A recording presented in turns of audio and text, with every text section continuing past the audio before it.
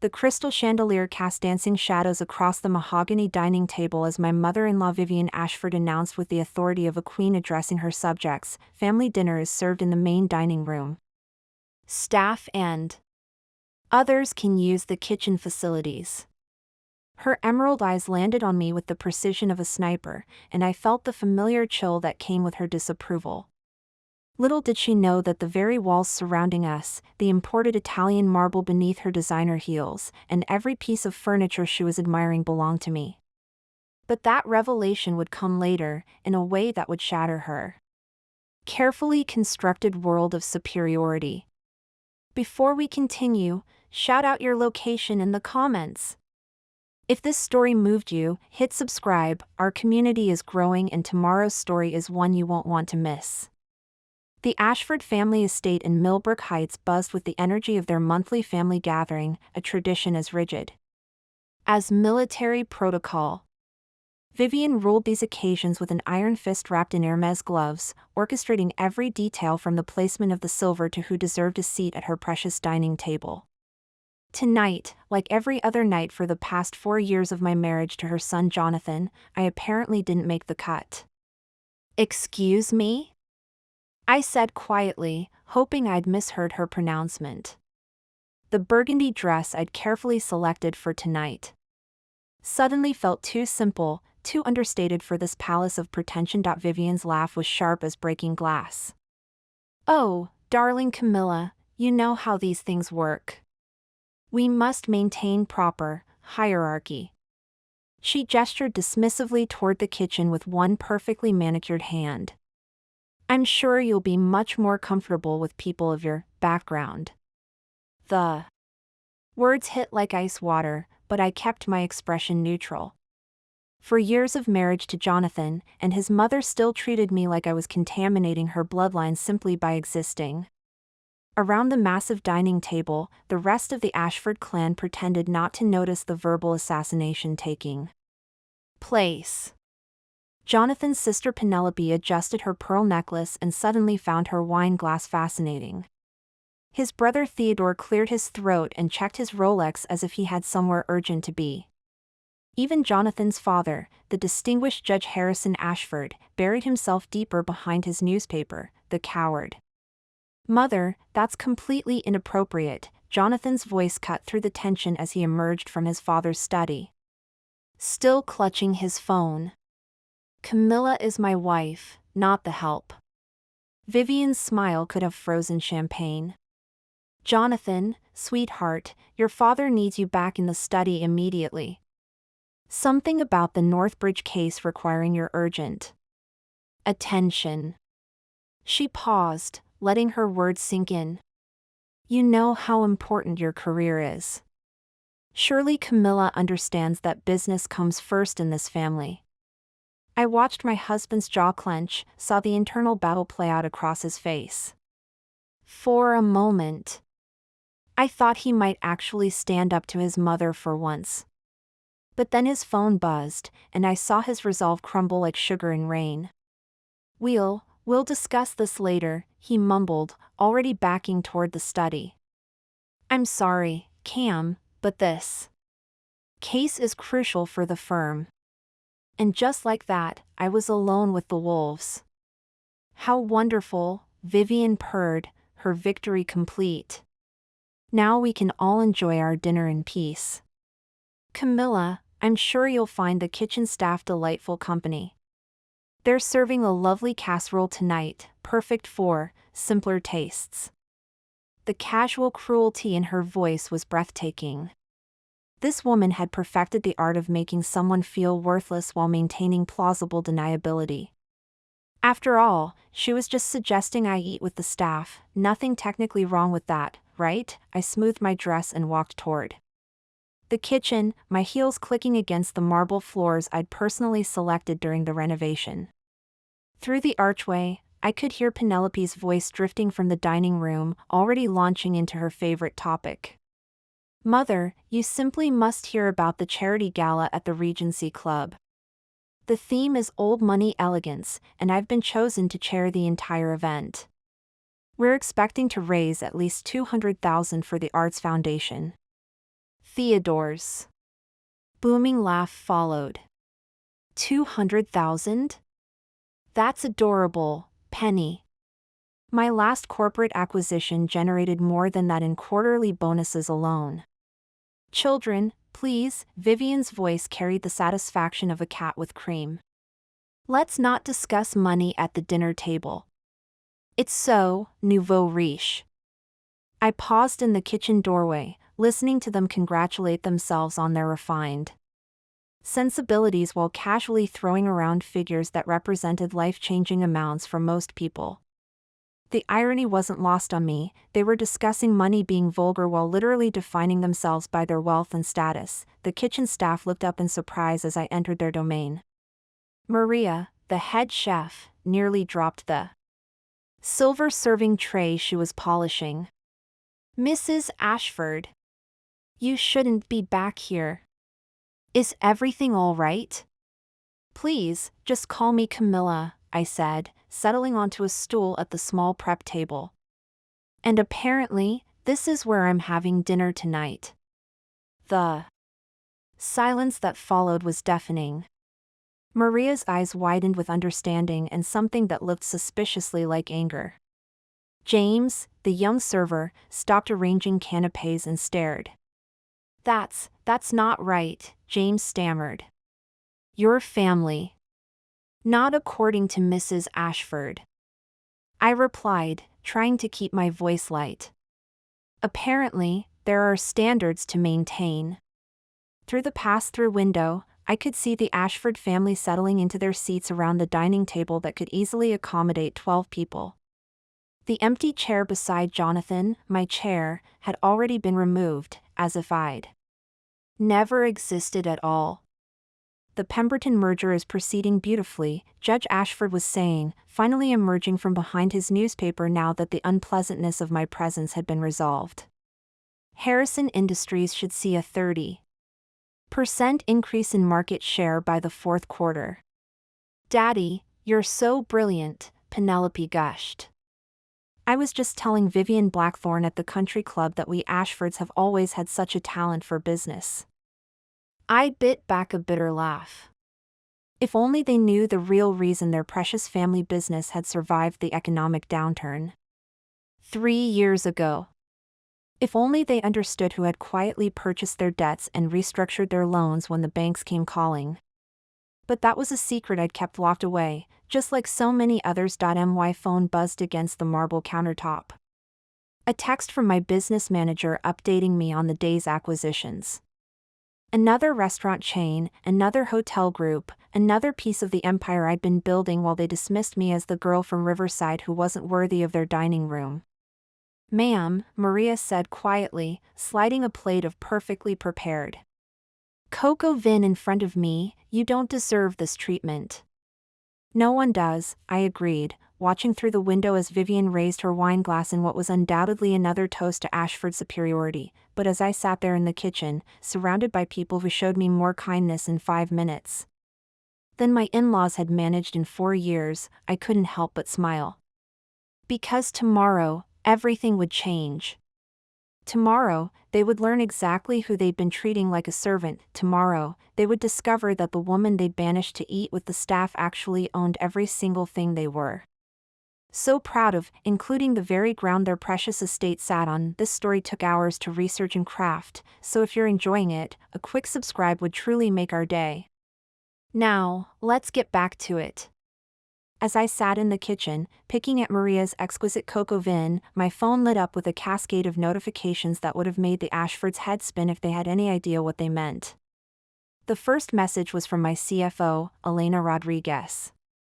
Congratulations, C. The Vancouver acquisition is complete. Pacific Crown Restaurant Group is officially yours. 47 locations across 3 provinces. Your hospitality empire now spans 4 countries. I smiled quietly, taking a sip of water while the Ashfords' voices drifted through the pass-through window. They were discussing their upcoming vacation to the French Riviera, completely oblivious that I owned 3 of the luxury resorts they were considering for their stay. The service at Le Jardin Blanc has really declined, Penelope was complaining, waving her fork dramatically. Last year, they actually seated us in the main dining room instead of the private terrace. Can you imagine? Mixing with common tourists like we were nobody special. I nearly choked on my wine. Le Jardin Blanc, the crown jewel of my Mediterranean collection. I'd purchased it 2 years ago when the previous owners were drowning in debt. Penelope's declined service was actually my new management policy of treating all guests with equal respect, regardless of their perceived social status. Apparently, basic human decency was too revolutionary for the Ashford sensibilities. Another message popped up on my phone, this one from my head of acquisitions. The Millennium Tower deal closed this morning. The penthouse restaurant is yours. Mayor's office wants to discuss the grand reopening ceremony. The Millennium Tower. The most prestigious address in Millbrook Heights, where the city's elite paid astronomical prices for the privilege of dining above the clouds. Theodore had been trying to get a reservation there for months, bragging loudly about his connections and influence. If only he knew that his sister-in-law, the woman currently eating in the kitchen, could have gotten him a table with a single phone call. Theodore, darling, tell everyone about your latest investment opportunity, Vivienne's voice carried clearly from the dining room. I'm sure it's absolutely fascinating. Theodore puffed up like a peacock, clearly relishing the attention. Well, Mother, since you asked, I've been looking into restaurant franchising. There's this little chain called Riverside Bistro that's been expanding rapidly. Very promising numbers, though I suspect it's just a flash in the pan. These trendy little places never last. I bit my lip to keep from laughing.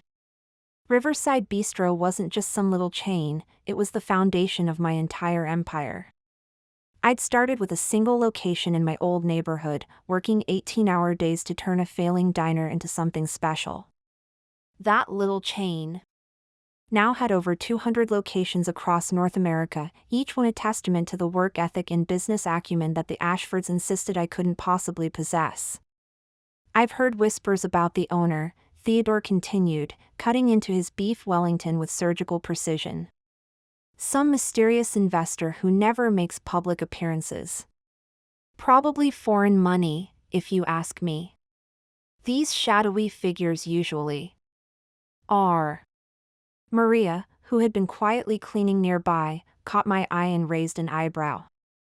She'd worked in enough high-end establishments to recognize the signs of someone with real power, and she was clearly putting pieces together. My phone buzzed. Again, this time with a call from the mayor's office. I let it go to voicemail, but the preview made me smile. Ms. Camilla, regarding tomorrow's announcement about the new Culinary Arts Scholarship Program, the scholarship program that would provide full funding for underprivileged students to attend culinary school. The same program Vivienne would undoubtedly try to take credit for at her next charity luncheon, despite having contributed exactly nothing to its creation. Speaking of investments, Judge Ashford was saying, his voice carrying the authority of someone accustomed to being the smartest person in the room, I've been advising several clients on restaurant acquisitions. Tricky business, hospitality. So many hidden variables, so many ways for inexperienced investors to lose their shirts. If only he knew that his inexperienced daughter-in-law had been quietly bailing out his law firm for the past 3 years. The Ashford and Associates legal practice had been hemorrhaging money due to Harrison's gambling debts and some spectacularly poor investment decisions.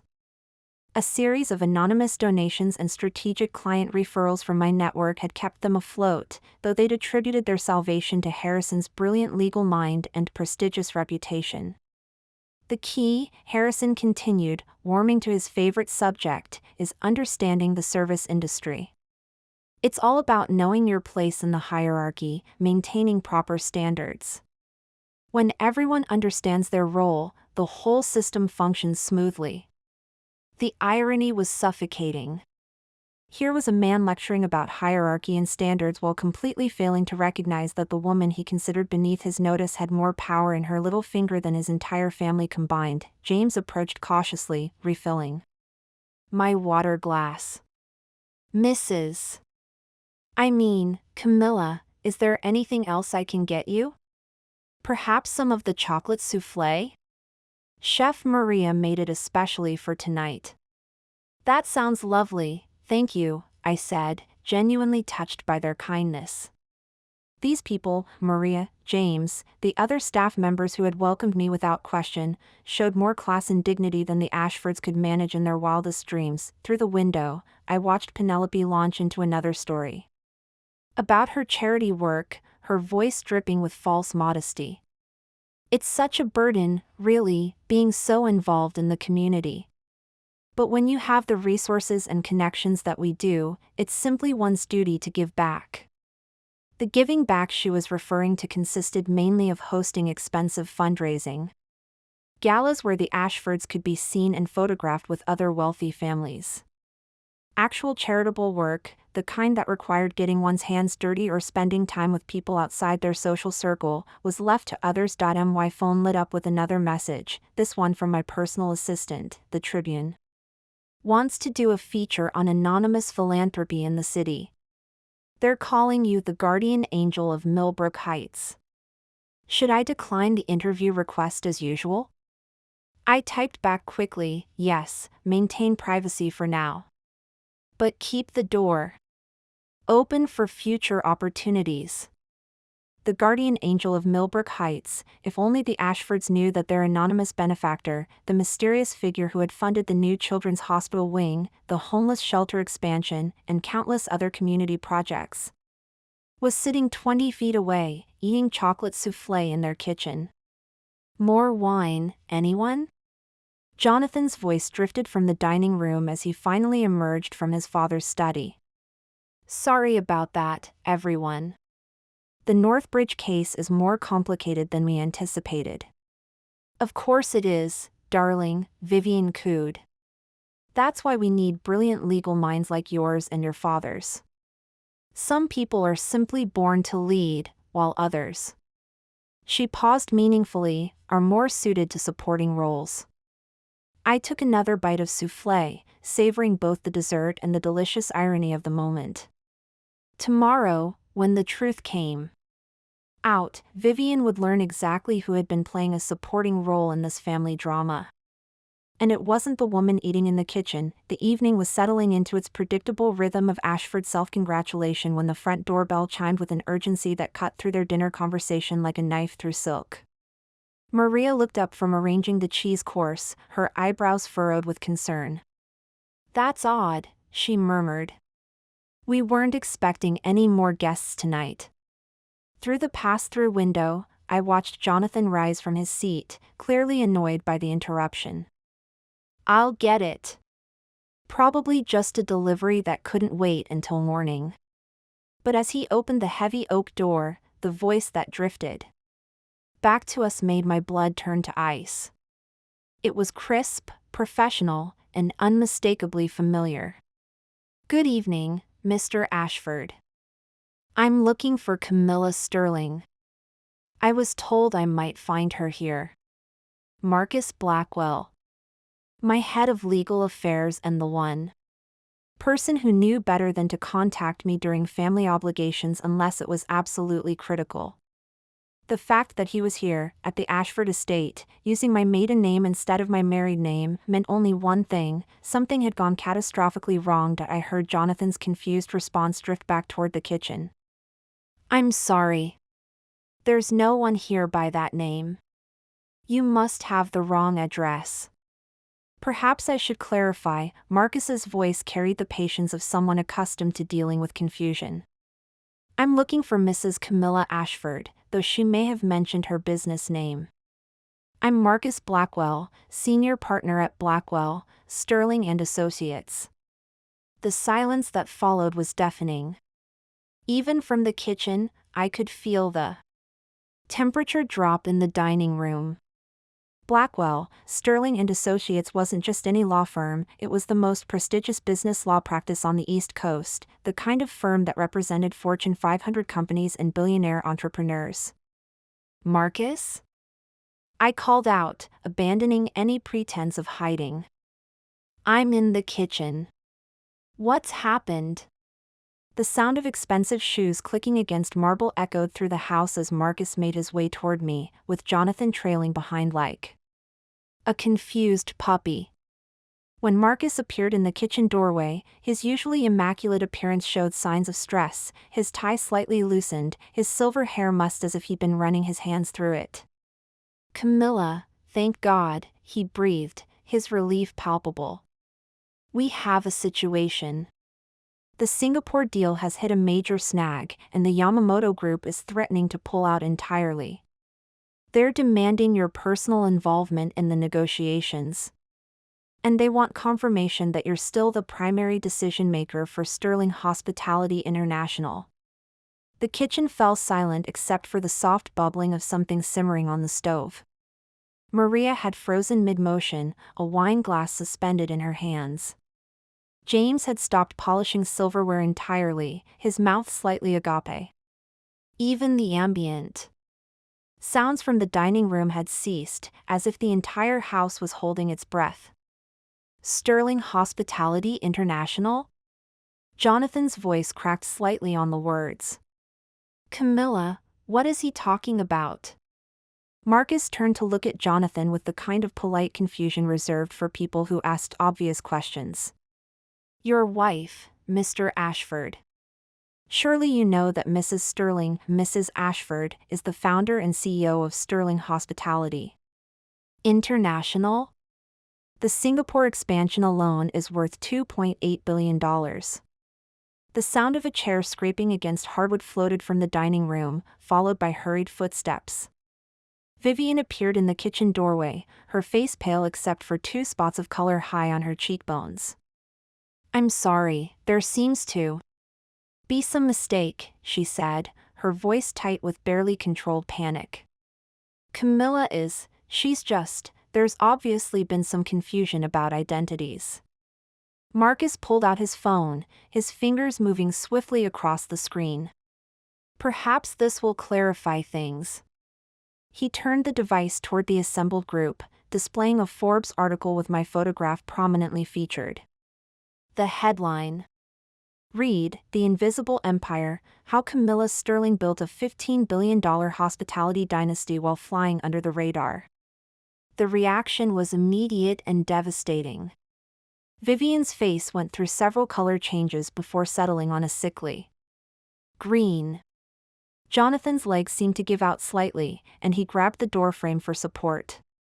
From the dining room came the sound of more chairs scraping and urgent whispers as the rest of the family undoubtedly crowded around to see what was happening. That's impossible, Vivienne whispered, but her voice lacked conviction. She's nobody. She's from Riverside. She worked as a waitress when Jonathan met her. She did indeed work as a waitress, Marcus confirmed with the patience of someone explaining something to a particularly slow child. At her own restaurant. The first Riverside Bistro location, which she opened when she was 22 with money she'd saved from working 3 jobs and sleeping in the back office for the first 6 months. Theodore's voice boomed from behind his mother as he pushed into the already crowded kitchen space. This is ridiculous.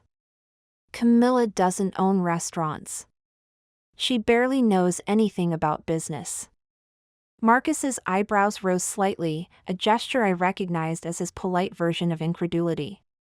Sir, Mrs. Sterling owns 847 restaurants across 4 countries, 12 luxury resort properties, the entire Milestone hotel chain, and has controlling interests in approximately 30 other hospitality-related businesses. She's been featured on the cover of Businessweek 3 times, though she rarely grants interviews. The Milestone hotel chain? Penelope's voice was barely a whisper. But that's where we stayed in Monaco last summer. The penthouse suite. That was mysteriously comped for our entire stay, Compliments of Mrs. Sterling, yes, Marcus confirmed. She often extends such courtesies to family members, though I understand the arrangements are made through intermediaries to maintain privacy. The pieces were falling into place with devastating precision, and I could see the exact moment when each family member began to understand the magnitude of their mistake. The anonymous donations that had saved Harrison's law firm. The mysterious benefactor who had funded Penelope's charity projects. The inexplicable good fortune that had followed the Ashford family for the past 4 years. The kitchen renovation. Judge Ashford said slowly, his legal mind beginning to process evidence. 2 years ago, when we couldn't afford the repairs after the water damage. The anonymous donor who covered the entire cost, that would be Mrs. Sterling, yes, Marcus confirmed. Along with the new roof, the updated electrical system, and the landscape redesign. I believe the total came to approximately $400,000. Vivienne sank onto a nearby stool, her carefully constructed world crumbling around her like a house of cards in a hurricane. But why? She whispered. Why didn't you tell us? I finally stood up from my place at the prep table, smoothing my dress and meeting each of their eyes in turn. Because, I said quietly, from the moment I walked into this house, you made it clear that you had already decided who I was. A gold digger. A nobody from the wrong side of town who wasn't worthy of your son or your family name. The monthly payments, Jonathan said suddenly, his face going white. The ones that saved my practice when I was drowning in student loans. You said they were from an investor who wanted to remain anonymous. They were from an investor, I confirmed. Me. I've been keeping your family afloat for years while you treated me like hired help. Marcus cleared his throat gently. Mrs. Sterling, I hate to interrupt, but the Singapore situation really is quite urgent. The Yamamoto Group needs confirmation of your authority by midnight their time, which gives us approximately 4 hours to resolve this. I looked around the kitchen at the faces staring back at me, some shocked, some ashamed, some still struggling to process the reality of what they'd learned. The woman they'd banished to eat with the servants was about to walk out of their kitchen and into a boardroom to close a deal worth more than their family's entire net worth. Of course, I said to Marcus. Have the jet prepared for immediate departure. And arrange for the Singapore team to join us via secure video conference from the plane. As I gathered my purse and coat, the kitchen remained frozen in stunned silence. The revelation had shattered their carefully ordered world, but this was only the beginning. The real reckoning was yet to come. The silence in the kitchen stretched like a taut wire ready to snap until Vivienne finally found her voice, though it came out as barely more than a croak. $15 billion? She gripped the edge of the marble countertop as if it were the only thing keeping her upright. That's more than the Henderson fortune. More than the Blackstone family trust. Considerably more, Marcus confirmed. With clinical precision. Mrs. Sterling's liquid assets alone exceed most family fortunes. Her real estate holdings span 6 continents, and her hospitality empire generates approximately $4 billion in annual revenue. Theodore stumbled backward, his face cycling through emotions like a slot machine landing on disbelief. The mysterious investor who bought out Grandfield Industries last year, he said slowly, his voice growing stronger with horrified realization. The one who saved them from bankruptcy and made everyone millionaires overnight. That was you. I nodded calmly, watching their carefully constructed worldview collapse like a demolition in slow motion. Grandfield was hemorrhaging money due to poor management and outdated business practices. I restructured their debt, modernized their operations, and retained every single employee. They're now one of the most profitable catering companies on the East Coast. But you said you were interested in small investments, Theodore protested weakly. You asked me about restaurant opportunities just last month. I was curious about your business acumen, I replied evenly. I wanted to see if you developed any insight into the industry that's made me wealthy beyond your comprehension. You hadn't. Penelope had been unnaturally quiet, but now she spoke up, her voice thin as paper. The charity gala at the Regency Club. The one I'm chairing. You donated anonymously, didn't you? The $250,000 donation that saved our fundraising goals. $500,000, actually, I corrected. And I increased it to $750,000 after I learned the original amount wouldn't be sufficient for the youth arts program you were promoting. Judge Harrison entered the kitchen, his commanding presence diminished by confusion and something that looked suspiciously like fear. The legal consultation I received last year, he said slowly, when the state bar was investigating my financial irregularities. The anonymous legal team that provided expert testimony and documentation. They worked for you.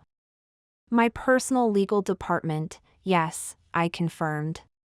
They ensured that your gambling debts and questionable investment decisions didn't destroy your license to practice law. It took considerable effort to clean up that mess without anyone discovering the source of the assistance.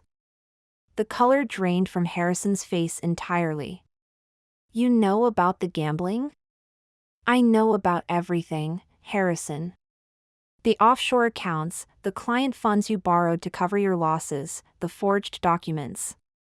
My team has been quietly fixing your mistakes for 3 years while you lectured me about knowing my place in the hierarchy. Vivienne looked like she might faint. How is this possible? You're nobody. You have no education, no connections, no breeding. Money doesn't just appear from nowhere. The condescension in her voice, even in the face of overwhelming evidence, sparked something cold and dangerous in my chest. Breeding? I repeated softly, my voice carrying an edge that made Marcus step slightly forward in concern. You're right, Vivienne. I don't have breeding. What I have is something your family has never possessed, the ability to create value instead of simply inheriting it. I moved to the center of the kitchen, where everyone could see me clearly. Let me educate you about my breeding, since it seems so important to you. I started with nothing because my parents died in a car accident when I was 17. I worked 3 jobs to pay for community college while living in a studio apartment above a Chinese restaurant. When I saved enough money to buy that failing diner in Riverside, I spent 18 months sleeping on a cot in the storage room because I couldn't afford both rent and payroll. Jonathan had been silent through most of the revelations, but now he spoke up, his voice cracking. You never told me any of this. About your parents, about sleeping in the restaurant, you never asked, I replied simply. Your family was so busy deciding who I was based on my zip code that none of you bothered to learn who I actually was. But the first restaurant, Penelope said desperately, as if understanding the beginning might somehow make the ending less devastating. How did one little diner become all this? Hard work, smart decisions, and the ability to see potential where others saw problems, I answered. I took the profit from the first restaurant and bought another failing establishment. Then another. Each time, I studied what was wrong, fixed the problems, and turned the business profitable. While you were all at country club parties, I was learning about supply chains, labor management, and international market expansion. Marcus checked his watch discreetly. Mrs. Sterling, the Singapore team will be standing by in 90 minutes. Of course. I turned back to the family that had spent 4 years treating me like an embarrassment. The Riverside Bistro chain that Theodore thinks is a flash in the pan operates in 12 countries. The little investments I mentioned are typically in the range of $50 to $200 million. Last month's small acquisition was a hotel chain in Eastern Europe worth $1.2 billion. The Whitmore Foundation rejection letter, Judge Harrison said suddenly, his legal mind still working despite his shock.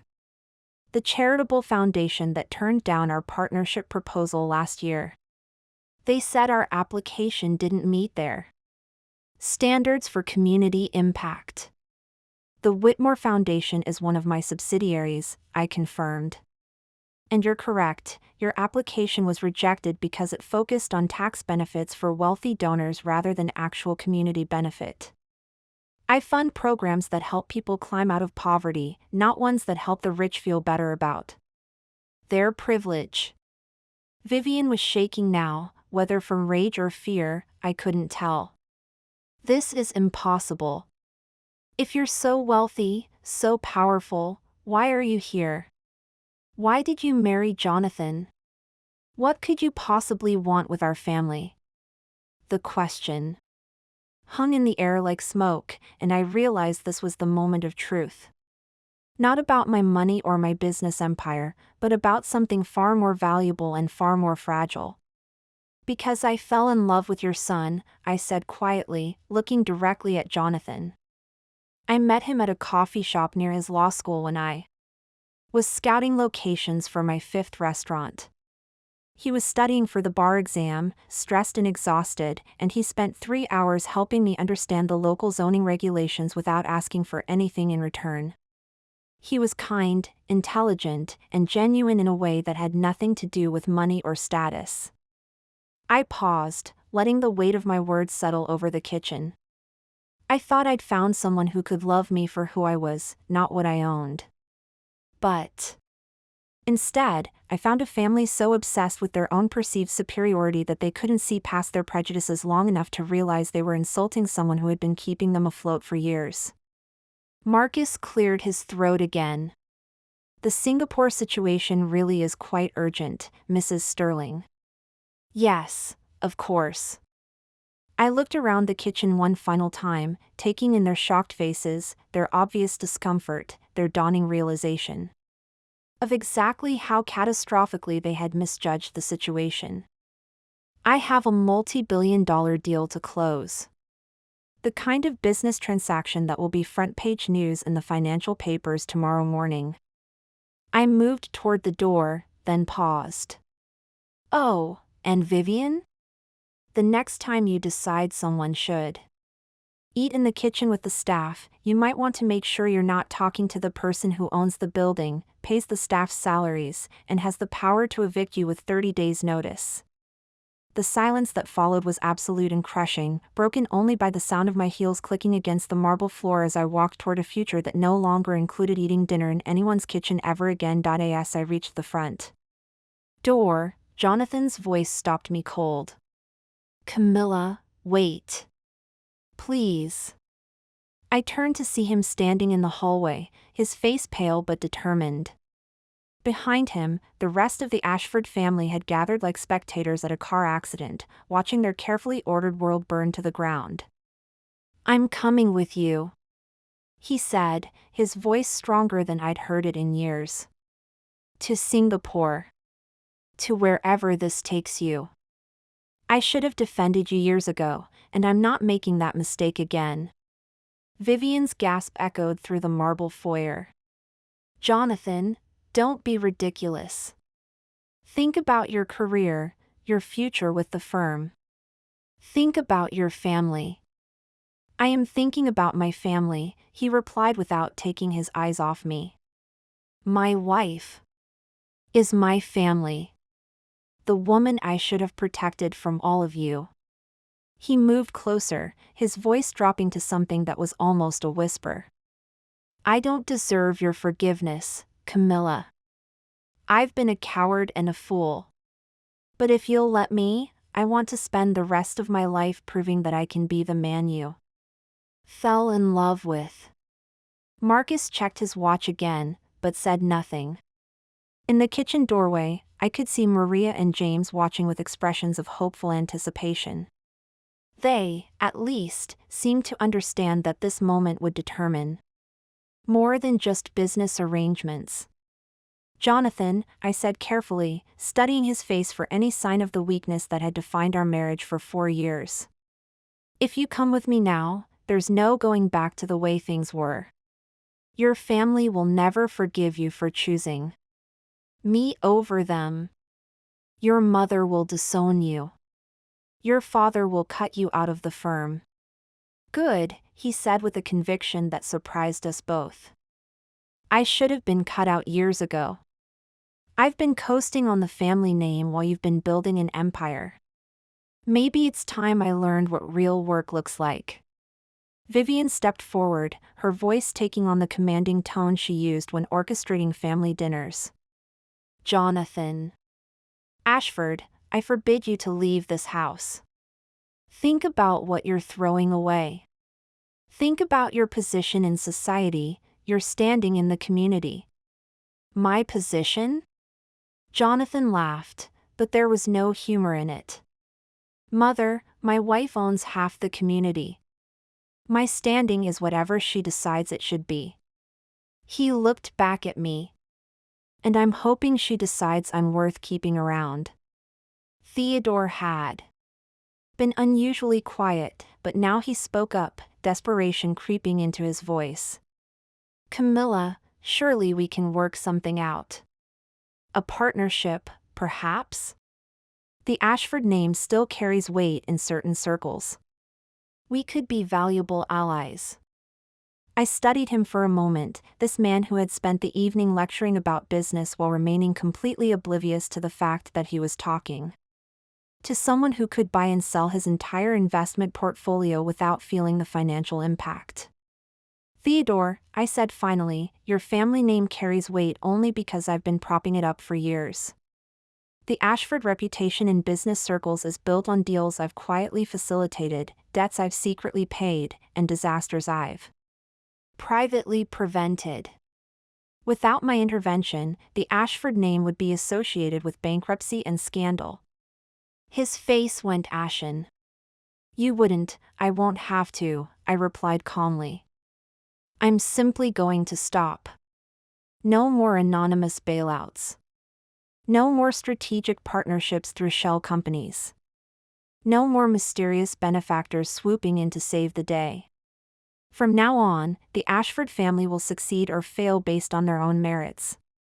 Judge Harrison stepped forward, his legal mind clearly working overtime. What about the charitable foundations? The community projects you've funded?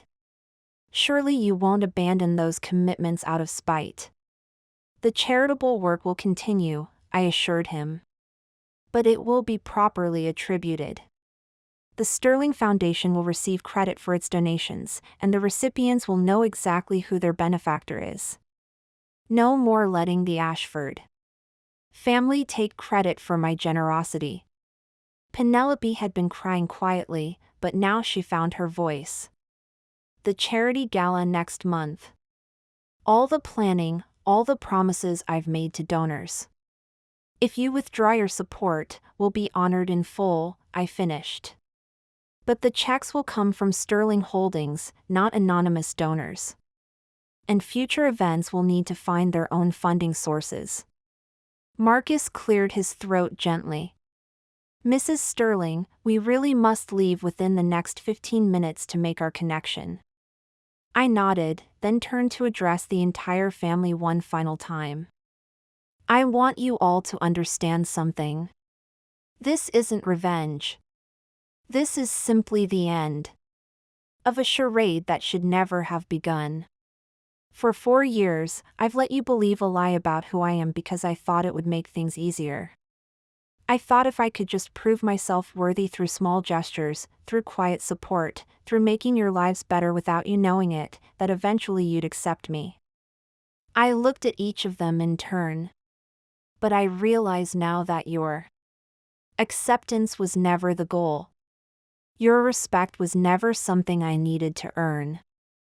I am who I am, with or without your approval. The only person whose opinion matters to me in this room is my husband, and he's already made his choice. Maria appeared at my elbow, holding a small wrapped package. Mrs. Sterling, she said quietly, this is for you. From all of us in the kitchen. We wanted you to know that you always had friends here, even when it didn't feel like it. I accepted the gift with genuine emotion, feeling the weight of kindness from people who had shown me more dignity in one evening than my in-laws had managed in 4 years. Thank you, Maria. All of you. You've been the bright spot in many difficult evenings. As I moved toward the door, Vivienne made one last desperate attempt to maintain control. This is far from over, Camilla. You may have money, but you'll never have class. You'll never truly belong in our world. I paused with my hand on the door handle, a smile playing at the corners of my mouth. Vivienne, I don't want to belong to your world. I've built my own world, and it's considerably larger and more interesting than anything you could imagine. I opened the door to reveal a fleet of black cars waiting in the circular driveway, their engines purring quietly in the night air. The difference between us is that you inherited your position and spent your life trying to maintain it. I created mine from nothing and continue to expand it every single day. Jonathan joined me at the door, carrying a small overnight bag that suggested he'd been planning this moment longer than any of us had realized. Ready? He asked. Ready, I confirmed, stepping out into the cool night air that felt like freedom itself. As we walked toward the lead car, I could hear the family arguing behind us, their voices carrying through the open door like the sound of a world collapsing. Theodore was already on his phone, probably trying to reach his financial advisor. Penelope was crying about the gala. Judge Harrison was demanding explanations that no one could provide, but Vivienne's voice cut through it all, sharp and desperate. You can't just leave. What about Thanksgiving dinner? What about family traditions? I turned back one final time, seeing them framed in the doorway of the house I owned, wearing clothes purchased with money I'd provided, planning futures that depended on generosity.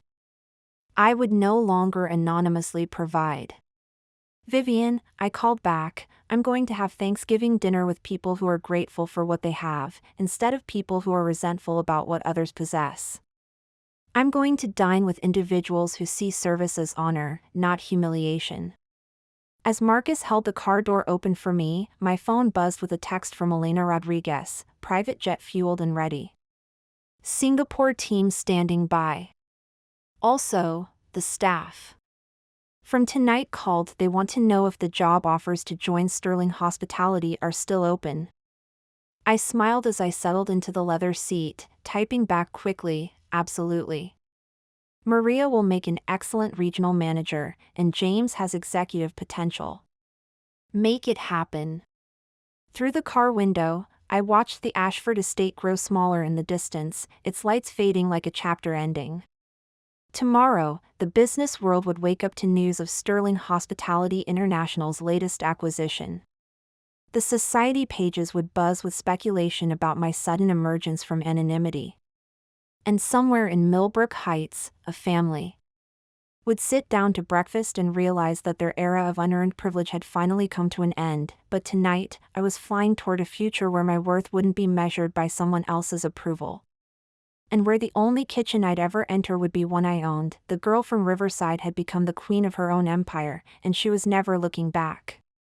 Got 2 more amazing stories lined up for you. If you dug this one, you're gonna love what's next. Go ahead and click